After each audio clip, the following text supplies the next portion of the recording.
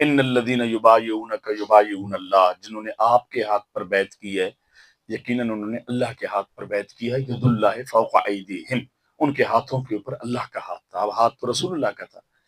پھر ہجرت پر بیعت کی، جہاد پر بیعت کی، تقوی پر بیعت کی، خواتین پر بیعت، سورۃ ممتحنہ کی آخری آیت میں خواتین کی بیعت کی پوری تفصیل اور ڈیٹیل موجود ہے۔ پھر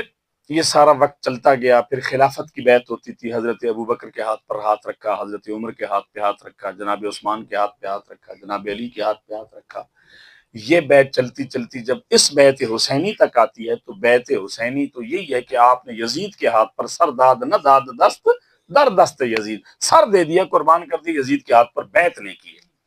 تو جب یہ وقت گزر گیا اور کربلا کے واقعے کے بعد خاندان نبوت اس حد تک ظلم و تشدد کا شکار ہوا تو آپ سائیڈ پہ ہوئے، تو آپ نے سیاسی بیعت کو چھوڑ کر روحانی بیعت کا ایک طریقہ اختیار کیا جس میں لوگ توبہ طائب ہوتے تھے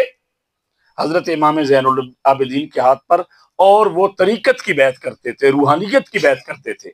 پھر ان سے سارے سلاسل طریقت پر انہی سے چلے، اسی خاندان سے چلے، خانواد رسول سے چلے، تو پھر روحانی طور پر اپنے آپ کو توبہ طائب ہونے کے بعد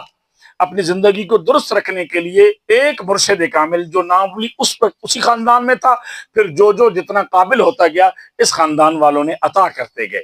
کہ اب تمہاری تربیت ہو گئی ہے، اب تم ہمارے ساتھ رہے ہو، اب تمہاری تربیت کے بعد جاؤ، لوگوں کو توبہ کراؤ، ان کی زندگی کے حوال کو بہتر کرو، ایمانی معاملات کو بہتر کرو، اور ان کی زندگی میں روحانیت کی بہتری اور ترقی کے لیے طریقت کے راہ پر ڈال کے ان کو اپنے وہ سارے سلاسل طریقت مولا علی کی طرف ہی جاتے ہیں، امام زین العابدین، پھر آپ کے بعد امام باقر آئے، آپ کے بعد امام